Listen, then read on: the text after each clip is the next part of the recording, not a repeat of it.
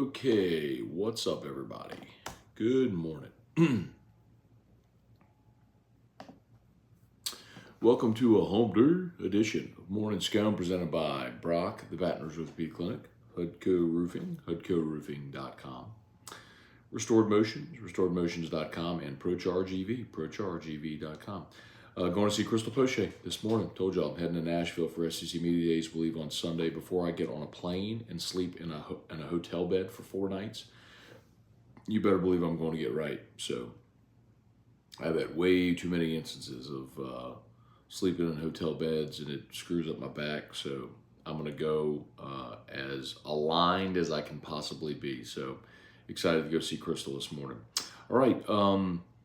I hope your morning's off to a great start. Hope everybody's having a great week. MLB draft is now in the books. So 20 rounds, 13 LSU Tigers drafted. That is a program record. Certainly speaks to and is a validation of the talent this team had. 13 players drafted. Those players that went undrafted, Nate Ackenhausen, Hayden Travinsky, Alex Milazzo. So a couple of veteran guys you expect to be back competing for jobs and for time. In addition to the likes of Brady Neal, Jared Jones, Tommy White, Paxton Kling, Josh Pearson. She's got a really good core coming back next year. And then, boy, the arms we've already talked about. You know, they've gotten a couple of commits out of the portal with Gage Jump from UCLA. Justin Lohr from Xavier. We know that they're pursuing Luke Holman from Alabama, who is supposed to take a visit to LSU this week. And I'll tell you, yesterday, if you missed it, Kendall Rogers reported, we'll come back to the draft in a second, but Kendall Rogers reported yesterday that Braden Montgomery from Stanford jumped in the portal. Braden Montgomery is a possible 1-1 guy next year. He is the best player in the transfer portal. He would be the equivalent of Tommy White a year ago or Jacob Berry 2 years ago. He's that guy. He's a right-handed pitcher who is 97, 98 on the bump. He is he would step in day one and be LSU's starting right fielder and probably close. That he would be day one starting right fielder, batting in the middle of your lineup, and he would be your closer. So, and he's from Mississippi. So I would imagine that he's leaving Stanford because he's going to have an opportunity at NIL money. So he's trying to maximize his NIL opportunity here before he goes pro. So good on him. Y'all know my feeling on it. Get what you can get when you can get it. So I ain't mad at that kid at all. And it might be to LSU's advantage. So keep an eye on Braden Montgomery. That would be huge. Wear my all whites today, but they're a little dirty, so I gotta clean them up here. Hope this works. Get these little like wipes. Yeah, not bad. Not bad. A little harder on the sole to get clean than the leather. Anyway, gotta keep them white on whites clean. You gotta keep them all clean, y'all, but the white on whites especially, because all the dirt and the grime and everything shows up. I might need to get that magic kit out. Man, these don't work as well as I hope they would. Anyway, all right, let's say some good morning, y'all. So overall, also real quick from the draft, overall, it was a really good 3 days for LSU. Made some calls last night, and sounds like everyone, of course, who's drafted is going to sign. My understanding is Javen Coleman and the Dodgers have some work to do. Now, they agreed on a pretty hefty number, but there's some work to do, apparently, to push that across the finish line. So Javen Coleman, I would say, is the one that you kind of go, we'll see. Jordan Thompson was the big surprise because he fell. Jordan's number was $500,000. That would have put him, you know, third, fourth round, which is where he was projected to go. And that teams just try to get him to take less. And he kept saying no. So he wouldn't come off his number, so that's why he slipped. Ultimately, the Dodgers gave him $250 in round 15. So that was still top 8 round money, top 7, 8 round money.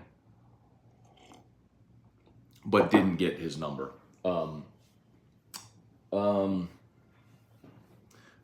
Cameron Johnson. That's the other really interesting one. So Cameron Johnson, y'all, I would say there is a 99% probability that Cameron Johnson, the lefty, shows up on campus. His number was $3 million. I told you that, and he did not come off of it.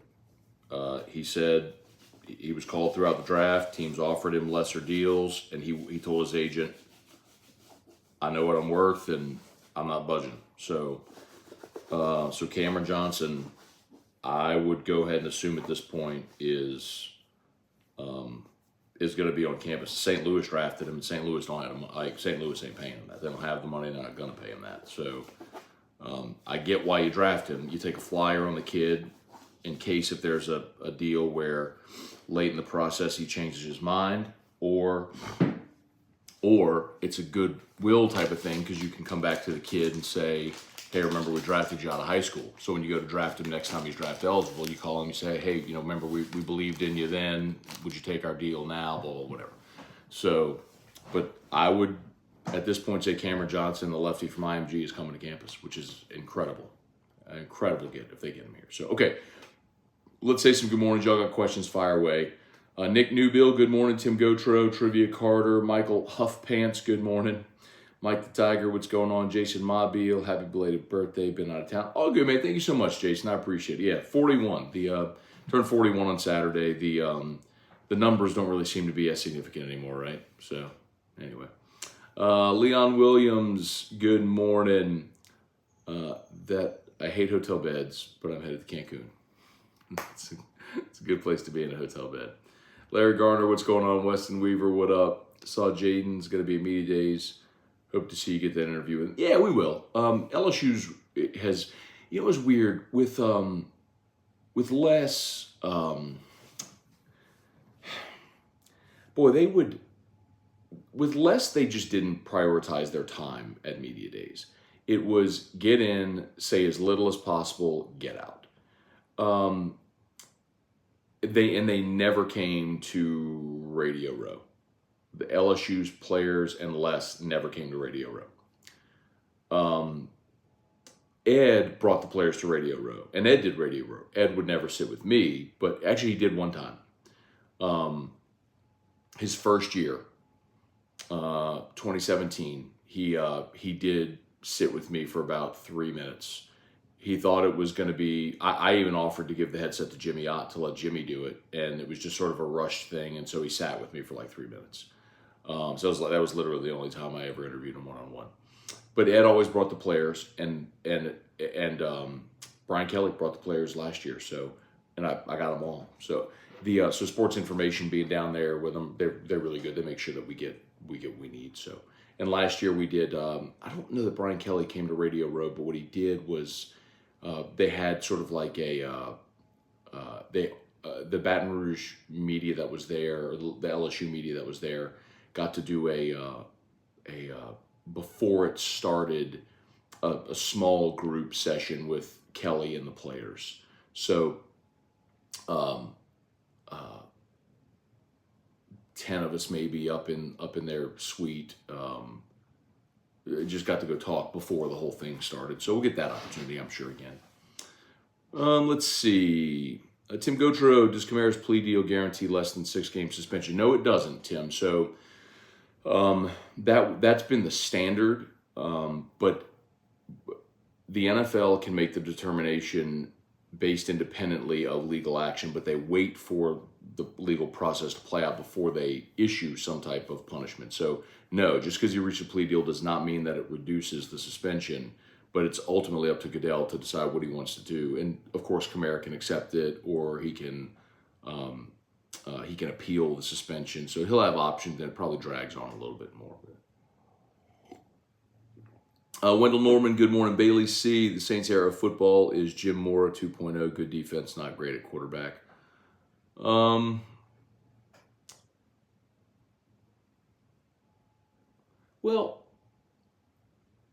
Bobby was a good quarterback. And they went to the playoffs and never won a playoff game, but they went to the playoffs, won the division a few times. And I think Derek Carr at this point is better than when you had the Billy Joes and Doug Nussmeier and golly, then when you went to the Ditka era and you had Heath Schuler and man, you went into, like I said, it was still Mora. Boy, you had, it's an interesting comp, and it's different eras, so I'm not even sure it plays right now, but I need to go check the Jim Everett comp, when they brought in Jim Everett from the Rams, how much that might compare to Carr. That would be an interesting comp. Kelly Gross, good morning. Lance Richard, good morning. How does MLB draft process for undrafted high school players? Are they free agents to sign UDFA deals? Or are they forced to go to college route?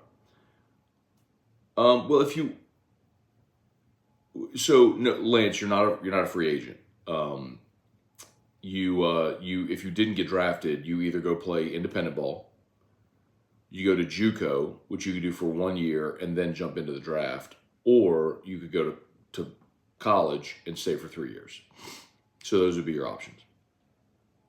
Rob Tuma, good morning. Jason Horn, what's going on? So the volume's kind of low. Jason, the volume's kind of low. It's low on your end, bro. I mean, I'm not doing anything. There's nothing differently I'm doing. I'm literally just using the mic on the phone and for y'all here, it's on the Surface. So if it's low, it's either because I was talking low or it's low on your end. So check that out. Let's see. Bubba Smith, Kirk Taylor, Brant Roban. Do you think Coach Jay was expecting to lose this many players to the draft? Absolutely. You think we still got dudes to make a deep run next season? Well, yeah, I mean, I just kind of went through what the guys returning look like. And remember, you'll have Thatcher Hurd at the front of your rotation. Lore and Jump, the two transfers, are certainly will be competing to get into the rotation. Ackenhausen's back, so he'll be competing to get into the rotation. And then you forget, you got guys who signed a year ago who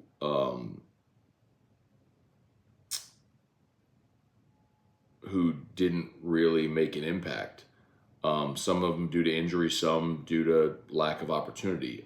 Guys like Jaden Newt, who they're very excited about. Aiden Moffitt, who they're very excited about. So you've got plenty of arms, and they, like I said, they may not be done. If they go into the portal and manage to land Braden Montgomery, that's a back end of the bullpen guy, which would be a massive get. Again, he's a potential 1-1 guy in next year's draft. Everyone always keeps asking about Chase Burns. We'll see what happens there. And then Luke Holman as well. I mean, if you land Luke Holman from Alabama, he's an immediate piece of your rotation. He's not your Friday guy, but he could be your day 2 or 3 guy. So, yeah, I mean, Jay's building this thing to be primed for a deep run, a long sustained run, which is really exciting, man. Let's see. Vinay Patel, Gamecoin has been very quiet. Can you tell us anything? Look, every Monday they release the weekly update. So if you're following Gamecoin on social, you'll see the Gamecoin weekly update every single Monday. It's literally just a process of working with the developers since they switched developers from the group in San Diego to the group in London, of getting the platform pushed across the finish line. And I know everybody's ready to see it launched, and it will get there. And I'll tell you, the thing, and I'll repeat this again, the thing that Gamecoin will never do again is put a self-imposed hard and fast deadline on anything until Gamecoin controls that date. Does that make sense? So like when the GME to GMEX switch happened and it was clumsy, and actually it was sort of validation of why the smart contract switch needed to happen because of what happened there. I mean, that was an evidence of an issue with that original smart contract. But because that was so cumbersome, like nobody's going to put a date on. Like we're not going to say we're going to launch on, date X and miss the date. So when it's completely done and it's been checked and bugged and everything's done, debugged and everything's done, and David will have the keys and say, all right, it's ready to go whenever you're ready to turn on, then we'll set a date. Because it will be a smooth launch. We're just not going through another situation like with the smart contract switch. Can't afford to do it. But just be patient. And of course, the 2024 bull run is going to be a lot of fun in crypto. It's going to be a lot of fun. Rode Yule, let's see now, get Holman and Montgomery, close the portal class out with style. Deidre and Robertson, any of the later round guys coming back? No, the only one that, as I was told, they have some work to do is Javen Coleman with the Dodgers. But the really interesting thing was the high school guys. So Luke Brown got picked by the Rangers. So there was an interesting situation. So Luke Brown's a kid from Sulphur. He's a two-way guy, left-handed pitcher, big bat, could play first base as well. And Luke was supposed to come on AFR yesterday, and he messaged me. He was like, hey, man, sorry, I can't come on the show. I was like, man, hope everything's all right. And he's like, yeah, I just forgot to have class. So at that time, so no worries. And then like 15 minutes later, the Rangers drafted him. So I was like, and then he deleted his Tigers tweet. I was like, no. So I messaged him. I'm like, hey, man, are you still coming to LSU? And he was like, yeah, I mean, unless if something happens with Wyatt Langford. So Langford went fourth overall. So remember, if something really weird happens, like Langford doesn't pass a physical or, something falls apart and all of a sudden the Rangers have a few $1 million they can throw at him, that changes. Like, because Luke Brown's number was, I think, $2.5 million. So the Rangers can't offer him $2.5 million now, and he's already on campus. So I expect Luke Brown will be here. We talked about Cameron Johnson a bit ago. His number's $3 million, and he didn't budge. So I think he's going to be on campus. As odd as that, I mean, it's good for him. I think some teams just assumed that he would come off his number, and he didn't. Good for him. He said he knows what he's worth, and so he's it looks like he's coming. And then Ashton Larson was the other one that got drafted, and he's coming to campus as well. So I don't know what his number was, but that was just a flyer late in the draft. But Larson will be here, and then Stephen Milam. So there were 4 players we were watching, and if you want to include Jake Brown, that's 5. But we've just largely assumed Jake Brown was coming because he was already here. And it looks like the only one you lost is Blake Mitchell, which is incredible. All right, let's see. YouTube, please smash that like button. Facebook, please like the page, share the post. Let's see, Brad David, do you think Fitzpatrick will ever get another head coaching job again? Fitzpatrick. Oh, you mean Pat Fitzgerald, Northwestern. Yeah, I do. Pat Usman, good morning.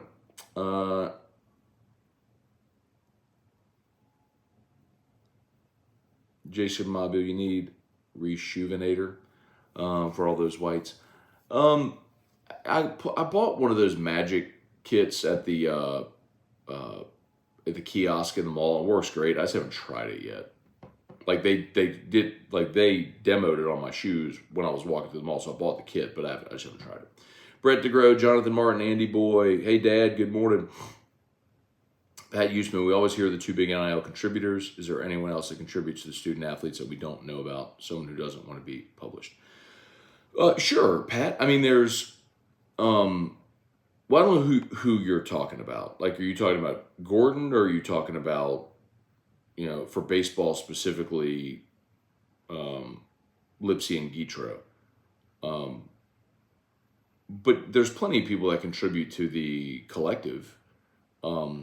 whose businesses you may be familiar with, but whose names you maybe not know.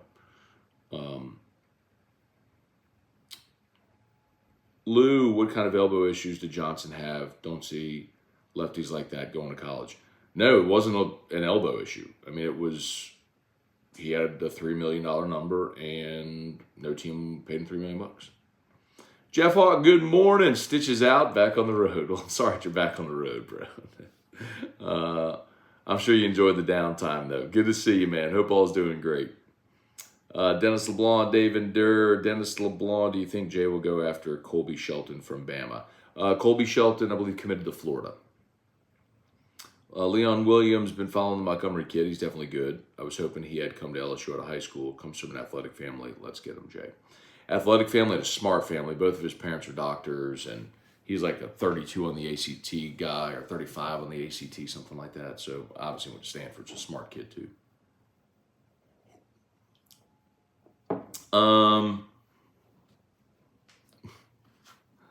Les didn't prioritize time. No, that wasn't. No, it wasn't that. He just didn't prioritize coming to Radio Row at media days. He just didn't want anybody to say anything.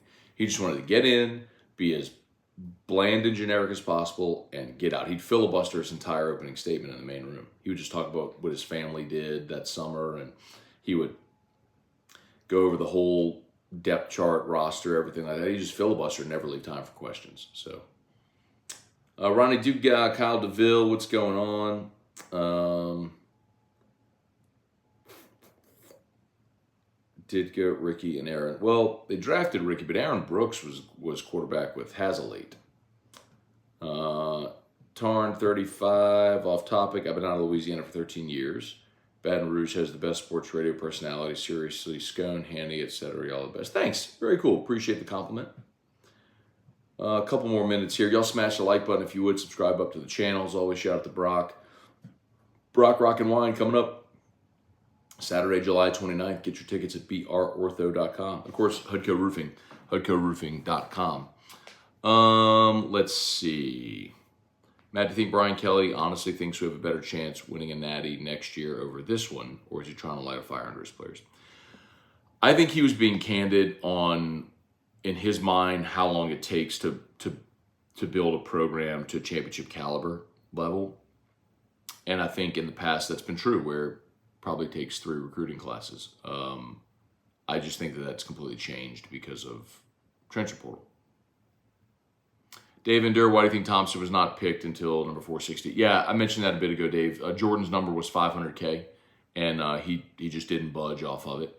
And the Dodgers ended up giving him $250 in round 15. So he still got top 7, 8 round money. But yeah, I mean, it's a situation where it happens all the time, man, where teams call and they try to get a guy off his number to sign below slot, and guys either say yes or no, and Jordan said no, and ultimately ended up having to take less.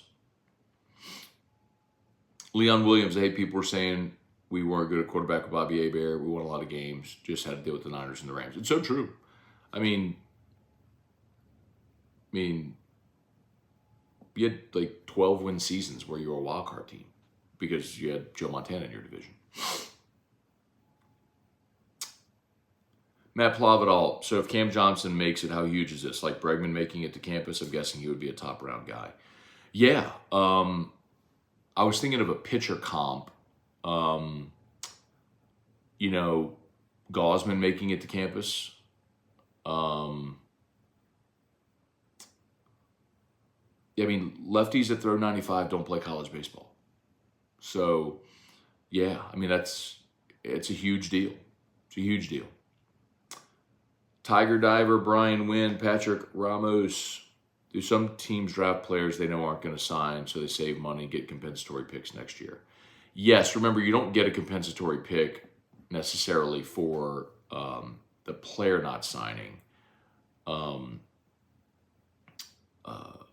It's weird how the compensatory thing works. A lot of times it deals with free agents if you get an A or B competitive balance pick. But But yes, sometimes teams draft players they know aren't going to sign to be able to save money. Yes. And maybe that's because here's a better example than just players that won't sign. It was the Nationals signing Gavin Dugas. And I told you all this on Monday. So slot value for Dugas's pick was 300, 350, something like that. And he's a senior with no leverage. So there's no doubt they offered him well below slot. Like I had a scout tell me I would call Gavin Dugas and offer him $5,000. And it's like, do you want to play pro ball or not? And so if you're Gavin, you get something, you get the opportunity to play ball, and then you are forever a 6th round draft pick, right? So you take it. And if you're the Nationals, I don't know what number Gavin signed for, but keep in mind, like I had a scout tell me they'd offer him $5,000. So well below 350. But let's say it was 100, which I'm certain it wasn't, but let's say it was 100. Well, then the Nationals saved 200 below slot that they could allocate to another player like Dylan Cruz, because there's no doubt they had to commit a giant chunk of their bonus pool to Dylan Cruz, number 2 overall. So where can we save money? Okay, draft the senior in round 6 who's got a $350,000 slot value number that we can get for pennies, right? So that's how that goes sometimes. Clint, good morning, Matt. After the draft, it's looking pretty good to get Chase Burns in the portal. I don't know, Clint. I mean, LSU continues to add arms as well. So, and I think you're kind of focusing in the wrong direction as well. Like if you told me I could have Chase Burns or I could have Braden Montgomery, give me Braden Montgomery in a millisecond. It would give me the two-way guy that's the potential number 1 pick in next year's draft. That could be my closer and my everyday right fielder. Like, I know everybody's infatuated with Chase Burns. He's not my number 1 guy right now. I mean, Luke Holman could be your number 3 starter. Braden Montgomery is your starting right fielder, hitting in the middle of your lineup, and your closer. Give me either of those guys over Chase Burns, quite honestly. I mean, Burns does 102, and that's exciting and all that sort of stuff, and I get it, but that wouldn't be the guy at the top of my list. Man, I'm so sorry, y'all. It's 8:01. I got to go. I got to get Drew up and get him to school. Realistically, would Gavin and Dylan ever play on the same team? If they both go to rookie ball, can juniors that weren't drafted go pro? No. Unless if they wanted to just leave college and go play independent ball, they could do that. Was Jay trying to get Nolan Cain back to LSU? No. Braden Montgomery had a chance he comes to LSU? Yes. He will garner a large NIL opportunity wherever he goes, but you better believe LSU will be in the mix. Absolutely. Yeah, strong side, what happens to the underclassmen that didn't get drafted, like Milazzo and Travinsky? Yeah, they come back to school. So, is there a spot for them on the roster? I mean, if you're Jay Johnson, that's a good problem to have, right? Nicole Havard, Lil Cormier, Josh Delahousse, Brian DeLon, any idea what Dugas signed for? I'll find out, but I don't know the number yet. But I'm telling you, it was low. All right, I got to go, y'all. My apologies for running real quick, but I just realized what time it is. Y'all have a great day. AFR at 3, LSU Daily is already live, so check out the pod. We'll see you for AFR 3. Peace. Scone and tea tonight.